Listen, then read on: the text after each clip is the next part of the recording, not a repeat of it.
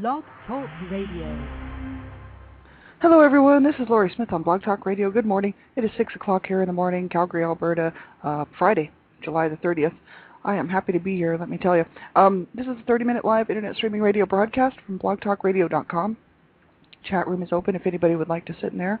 I'm just having some coffee, trying to wake up here. And I want to continue on looking at codependency and narcissism and all that stuff that we've been looking at all week this in the mornings, and finish up a couple of things. And yeah, I'm glad to be here and hope you're all having a good week. We started looking at an article. We finished up Recovery World, and now we're looking at Winning Teams article. And so I'll give you that link.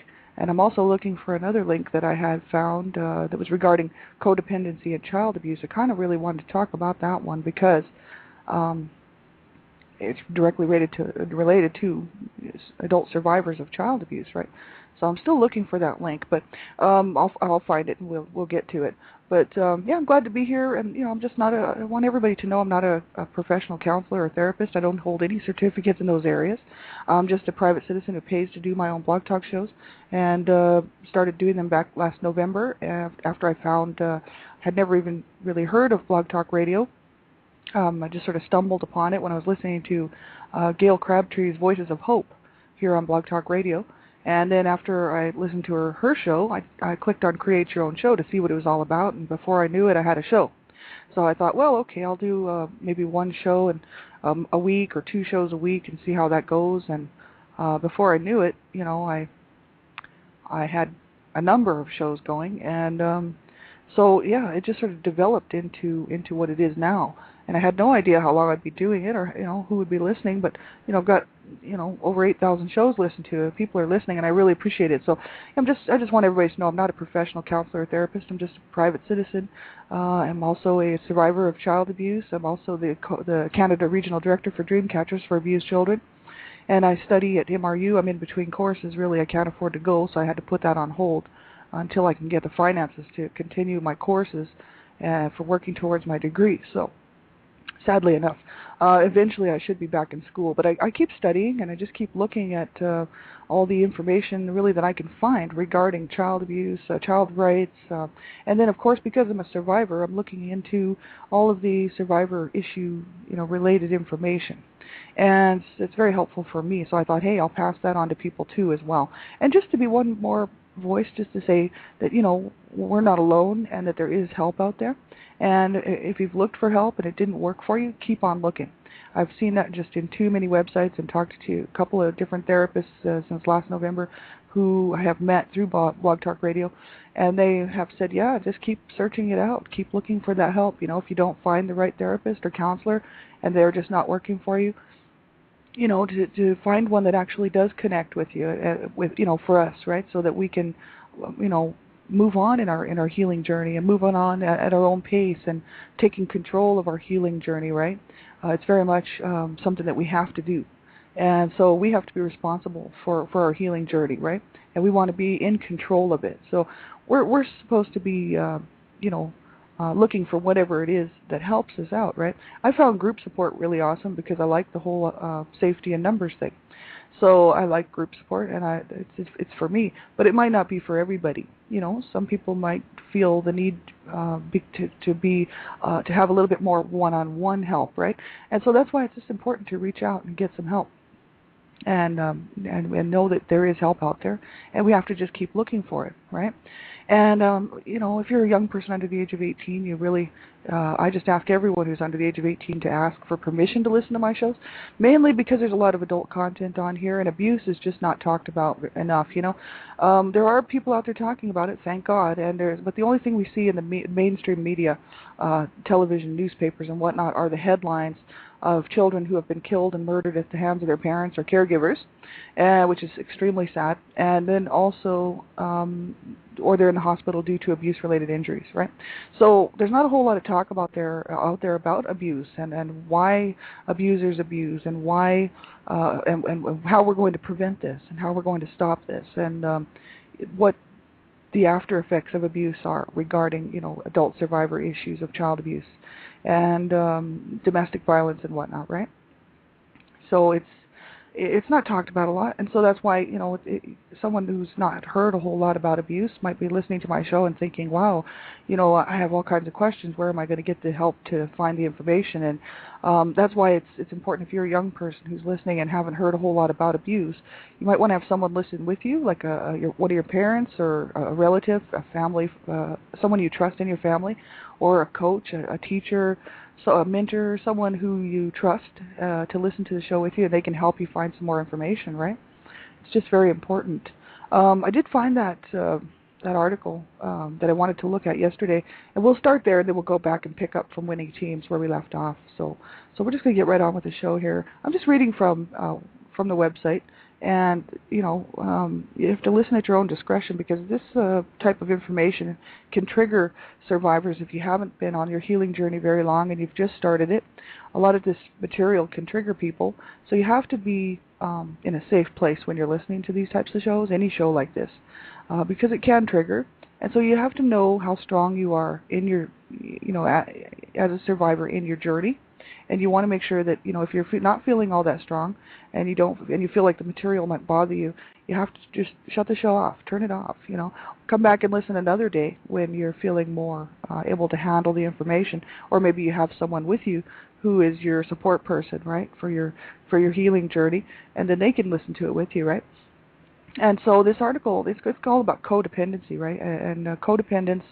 I didn't know a whole lot about codependency. Actually, just by going through the material, I had heard about a lot of it. But if someone was to come up and ask me, okay, what is codependency and who are codependent persons, I wouldn't have known how to describe it or what it was about, right? So that's why I thought I'd look at this, because it is kind of, it's something that can happen regarding people who have survived child abuse or domestic violence, substance abuse, alcoholism, and stuff like that. So it's important to take a look at it. It says codependency. What is codependency? And this is from www.saahelp.com, and that's /partners_of/SA/codependency.htm. And that's where this information is coming from. Codependency. What is codependency? Codependent personality disorder is a dysfunctional relationship with the self characterized by living through or for another attempts to control others, blaming others, a sense of victimization, attempts to fix others, and intense anxiety around intimacy. It is very common it is very common in people raised in dysfunctional families and in the partners and children of alcoholics and addicts. So it's a codependent personality disorder is a dysfunctional relationship with the self characterized by living through or for another, attempts to control others, blaming others, a sense of victimization, attempts to fix others, and intense anxiety around intimacy. That's interesting. This is stuff that's just really relatively new to me to see it. As much as I recognize a lot of the behaviors, I just didn't know that it fell under the codependency category, right?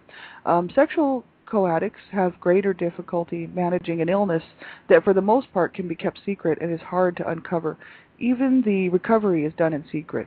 There's less social support for the problem in the larger community and in society. This too may be a result of social stigmas that are tied to sexual addiction versus alcoholism. And codependency is a disorder that usually has its roots in deep feelings of shame that arise from child abuse. See, and this I would not have known.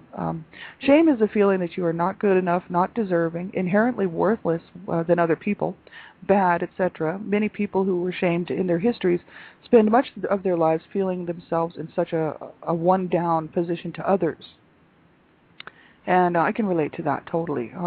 Other people compensate and flip over into feeling arrogant and superior, being needless, denying that they have emotional problems or emotions at all, and assuming a one-up position with others.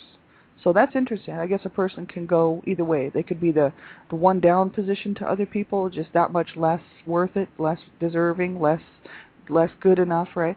And then other people will flip to the one-up position where they feel more superior. They feel that they don't have any problems, they don't have any emotional problems, and that they're fine, right? That's quite interesting. In either case, both adjustments in adult life reflect deep toxic shame and are a product of abuse. Both adjustments are dysfunctional. Either of these orientations disconnects the codependent person from other people. either looking up to or down at others. They are also disconnect from themselves. So the person's emotional, social, and spiritual needs cannot be met. And the pain of this sort of loneliness combines with the deep wounds of the core of shame and often drives the codependent into maladaptive efforts to cope. And these efforts may include controlling other people, either ruthlessly or through excessive indulgence and kindness, addictions, emotional deadening, living vicariously through others, and so forth. That's very interesting, this stuff here, because I recognize a lot of it even in other people and myself, right? So it's really interesting. Only when codependents come to accurately value themselves as people, meet their own needs and wants openly and appropriately, and repair the boundaries damaged in childhood and later, can they enter recovery from codependency. And they go on to talk about, they say codependent people have a greater tendency to get involved in relationships with people who are addicts, emotionally unavailable, or needy. The codependent person tries to provide and control everything within the relationship without recognizing their own needs or desires, setting themselves up for continued disappointment and not being self-fulfilled. Symptoms of codependency they list here are controlling behavior, distrust, there's a lot of them, perfectionism, avoidance of feelings, relationship and intimacy problems, caretaking behavior, hypervigilance, which is hypervigilance, a heightened awareness for potential threat or danger, physical illness related to stress outbursts of rage, difficulty having fun, judging self, others without mercy, low self-esteem, often projected onto others, like why don't they get their act together, for example, difficulty in developing or sustaining meaningful relationships, belief that others cause or are responsible for the codependent's emotions, and overreacting to change or intense fear or inability to deal with change, inability to see alternatives to situations, thus responding very impulsively, and constantly seeking approval and affirmation, yet having compromised sense of self, feelings of being different, confusion and sense of inadequacy. And they list a whole lot of stuff here. Being either super responsible or super irresponsible, or alternating between these. Lack of self-confidence in making decisions, no sense of power in making choices, feeling of fear, insecurity, inadequacy, guilt, hurt, and shame, which are denied, and isolation and fear of people, resentment of authority figures, fear of anger or bottling anger up until it explodes. That's me. Hypersensitivity to criticism. I used to be like that. Being addicted to excitement, drama, chaos making. My life was all that before. Dependency upon others and fear of abandonment. Avoidance of relationships to guard against abandonment fears. Confusion between love and pity. Tendency to look for victims to help. And rigidity and need to control. And the list goes on here for a little bit. Lies when it would be just as easy to tell the truth. Inability to know what normal is. Difficulty in following a project through. And codependents often use language like, you make me feel blank, or I was made to feel like blank. And the lack of a developed self, which allows the co-addict to undermine and second-guess themselves and their impressions and feelings about their relationship. So that's very, very interesting. They go on to talk about key identifying behaviors, which is like the following questions. It's a whole lot of questions, and it says the following questions can be used to help you identify unmanageable areas of your life and bottom-line behaviors. And it says, do you find yourself doing this and that, right? So we'll have to go through those another. I don't want to quite go through those just yet because I want to talk about these other things first. But this is a great website, and it's from www.saahelp.com /partners_of_SA and then /codependency.htm. And really interesting article. And there's more like links and whatnot to in this article, links and more resources and references and whatnot. So it's really a great article, and I'm glad that I found it. I really wanted to look at this today before we started talking about narcissism, really, because that's something different. And even though I guess they go together, because the codependent will kind of latch on to somebody who's a narcissist, right? And there's many reasons for it. So this is interesting to me for sure, because I've done it. So. But I wanted to continue looking at codependent behavior first because I didn't want to change over to the other one without going through this stuff, because I feel that this is so interesting. symptoms of codependency. Now, just because we have some of these, they always say on these websites that just because we might experience some of these symptoms, it's important to know that doesn't mean that we have the actual, problem, right? So I might even relate to half of this stuff that I just read there, but yet it doesn't necessarily mean that I'm codependent, right? We have to get a professional diagnosis from people who are trained and people who are licensed to make those calls, to make that decision through a lot of analysis and a lot, checking it out, right? It's not good for us to self-diagnose ourselves, and this I know because I see lots of people doing it, and my dad does that too, right? So he has everything. If he read this, he'd be like, "Oh yes, I've got it." He just automatically assumes because he has some of the symptoms of it that he's got it, and I know lots of people like that. And we're not supposed to be doing that. Otherwise, I could just say that I've got everything, and I've never been diagnosed, right? So we have to get a real diagnosis from someone who is a real professional who has licensed certificates, is licensed to actually do that. So if, a therapist, counselor, psychotherapist, then we would know. It would be a professional diagnosis.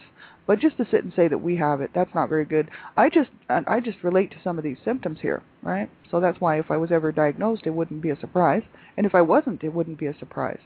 It's just I relate to some of it, and it has a lot to do with the my life and the upbringing, the abuse that I suffered as a child, and watching my family suffer, and then going on to do a lot of self-damage to myself and not dealing with the abuse, never getting any help, right? Living a life kind of to the best of my ability, right, without getting any help. So that's the whole issue. But it's interesting to see how much of this I actually do sort of relate to and can see in other people too that I know. And I can imagine a lot of people would be able to relate to a lot of this stuff, right? So controlling behavior, symptoms of a codependency, controlling behavior. I have some of that, like I like to control who I let into my life. I'm very much a controller of who I let into my life, how much time I will spend with them, and that sort of thing, because that's a protection measure for myself. But I don't have to control other people's behavior. I don't personally care what anybody else is doing. I'm just only interested in my behavior, and then so I don't have. It's not an extreme, I don't have to control everything in a relationship. It's not necessary. I'm just more concerned about myself, and my time is a huge issue, and I'm very much protective of who I spend time with. You know what I mean? So it's a protective measure. Is really probably is all it is, and it's just something that I do, but I don't control everybody else's lives, and I'm perfectly happy to let people just do whatever they're going to do, and I just more concerned about what I'm doing. But I know some people are always trying to control what everybody else is doing, you know what I mean, and I've seen that, controlling behavior, just constantly controlling every aspect of a relationship, right? And I don't have that, and my sweetheart doesn't have that. The two of us just let each other live our own lives, and we don't live together, but he's terminally ill, but we spend, a couple of days a week together just hanging out and spending quality time together, right? And but he spends his whole week pretty much on his own, and so do I. And he doesn't try to control everything I'm doing. We might talk to each other on the phone, we might not. There's none of this. What did you do today? Who did you go out with? Who did you see? Like, I don't care who he sees. It doesn't make any difference to me, and he doesn't care who I see or what I'm doing. He's happy that I'm busy. He's happy that I'm he knows all about what I'm doing, as far as my the work that I'm doing on Blog Talk Radio and with Dreamcatchers for Abused Children. But he doesn't try to control my day and all that, because I wouldn't put up with it.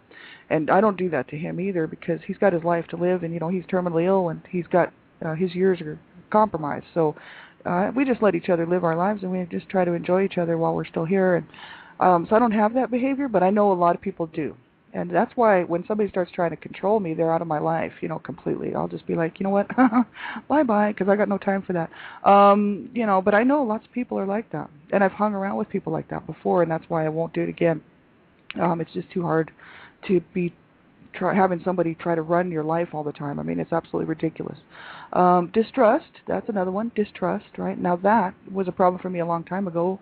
Well, I'd say about even up to 3 years ago, and I still have, I'm sure, a little bit of issues with it, but I don't have so much distrust now as I did before, because I'm learning that I can trust myself, first of all, and then I can trust other people. I do have to be, we have to be careful, right? And people I mean, that's anybody. It doesn't matter whether you were abused as a child or in a domestic violence situation or sexually assaulted. We know that we can't trust everybody, right?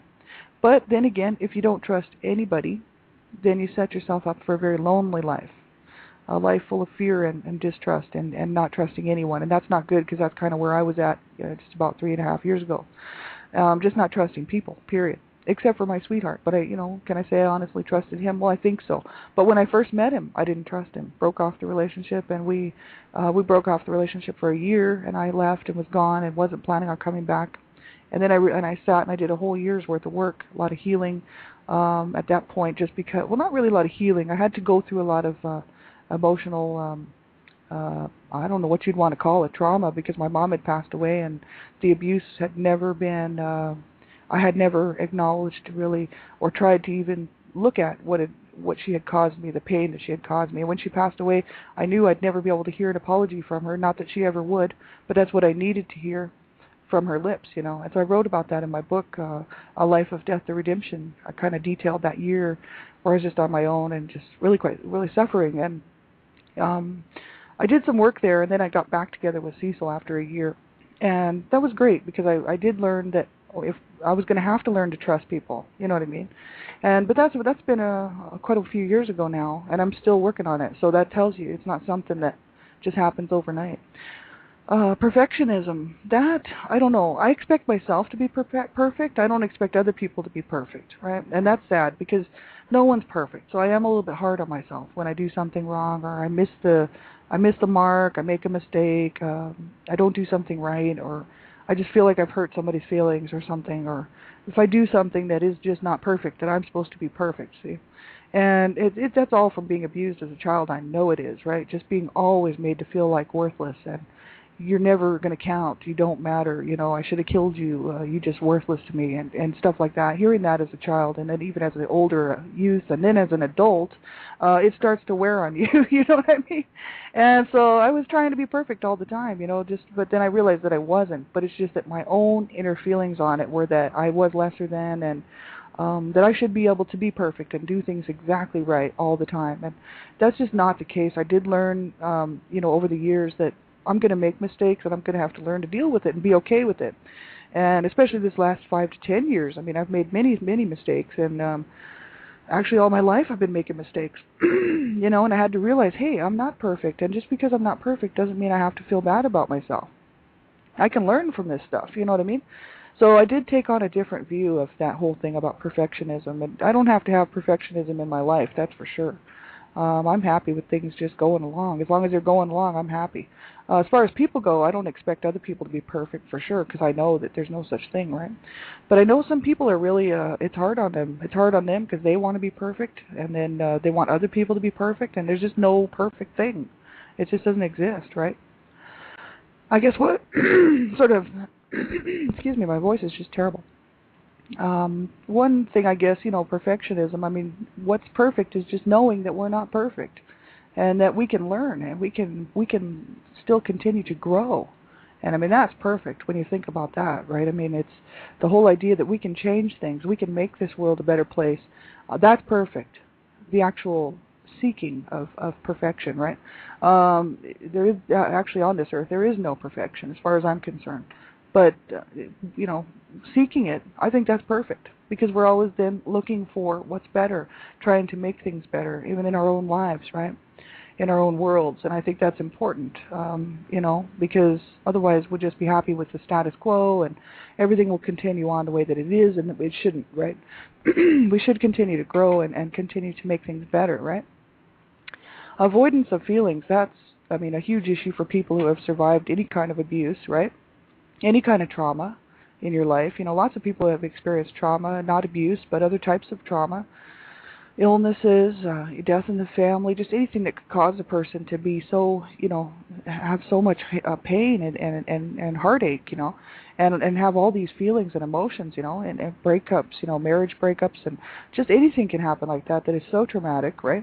And then, of course, there's always the idea that a person could avoid those feelings for a long, long time and not deal with them, right? And especially child abuse survivors quite often do that just because it's so painful.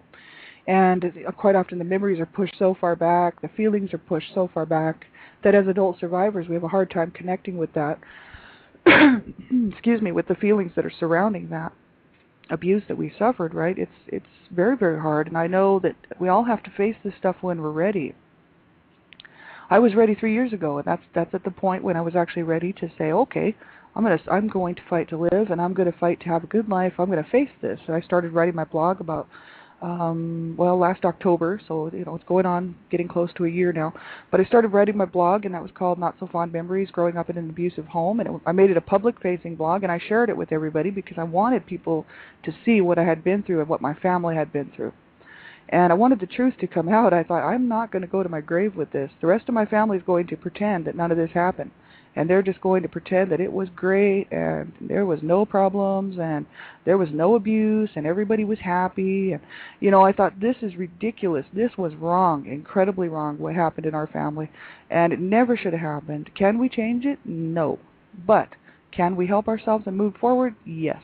And I thought, okay, the only way I'm going to be able to do this is to face the truth, and I want everybody to know what happened, because I didn't want to go to my grave with being the only person that would ever speak out in my family who's still alive, because many of my siblings are gone now, passed away. And so I thought, well, there's only a few of us left. I'm the only one that's going to talk and say anything, and so I've got to write it down, and I've got to get it out there publicly, because there was this fear that I could go to my grave and no one would know the truth, right? And that bothered me. I mean, there's reports, there's CPS reports or DHS reports, whichever, of the abuse from way back when I was a toddler. But the thing is would anybody ever seek those out? No, probably not. And I thought people need to know, the truth about what happened in my family and what happened and why our family went the way that it did. And just to be and also to be one more voice for other survivors, right? To say, look, we can do this. We can do this. I know we can. I've got a lot of faith and I've got a lot of belief that if we seek and we search for it, we will find it, right? That's my personality type. I just can't help it. So I like to be positive, and I like to feel that, if we look for, if we search for that help, it will be there. You know what I mean? So 3 years ago, that's what happened to me. I mean, I was completely changed, you know what I mean? As far as going from one day thinking I should just end my life, and I just couldn't take it anymore, couldn't take the pain, couldn't take the whole silence thing, you know what I mean? And then from there I thought, wow, no, this is crazy. What am I doing? I need to fight to live. If I end my life, or I just continue to sort of self-destruct within myself, then my parents win. Right? The abusers win this fight. And I thought, no, I cannot let them win, because they won with two of my brothers. And one of my brothers committed suicide, and the other one died of a drug overdose at a shelter up here in Calgary, which he knew would kill him. He was doing drugs since he was a young kid, and he was always overdosing and whatnot, taking too many pills, and he knew that would kill him eventually, right? It was just a slow death, right? But my other brother killed himself, and so I thought, my brothers are going to go to their graves with no one knowing the truth. So I thought, no, I can't allow that. So I started writing my blog, which got turned into my book, because Dream Catchers for Abused Children, President Donna Shear, as well as Sandra Potter, saw the blog, and they thought, hey, this needs to be a book. This should be out there for people. And they asked me if I wanted to go ahead and publish it as a book. So A Life of Death, The Redemption, and that's my story, that's my memoirs, and that's the truth right there. So I hope that you will pick up a copy. If you do, the proceeds are going to Dream Catchers for Abused Children to help stop child abuse. I did not want the money for that to pay bills and pay my rent and all that. Like, that would have been a farce and a joke. That needs to go to stop child abuse, right? So I hope that you will pick up a copy. It's also available as an ebook now for people who don't have $12.95, because I know how it is. I mean, I don't have a lot of money myself. And it's available, and also for people who don't want to carry around a book. So it's available as a download on lulu.com, and you can get that from my website here on Blog Talk Radio. But anyway, we'll continue looking at this, the symptoms of codependency, next on Monday morning, 6 o'clock, same time. Have a great weekend, everybody. I'll be on tonight on Dreamcatchers Talk Radio with Donna Shear, and also my own show after that. And then Monday night, Dreamcatchers Talk Radio, Lindsay Tolson, Beyond the Tears, a true survivor story. Author, survivor, she's a great lady. She's going to be on with Elizabeth Brawley and myself. And so take care, everybody, and just keep reaching out. Keep that hope alive. You do matter. You do count, and remember that. Keep saying that to yourself, and that's what I do. We do count. We do matter. right? And we do deserve to have a good life. So let's just keep seeking it out. Let's just keep walking this together. And don't suffer in silence and on your own, And if you need a shoulder to talk, an ear, a shoulder, get a hold of me. I'm on Blog Talk. I'm on Facebook. I'm usually around, you know what I mean? Normally, at some point, I will check my messages and whatnot. So take care of yourselves and have a great day, and I'll just keep you in my heart until next time. Talk to you soon. Bye-bye.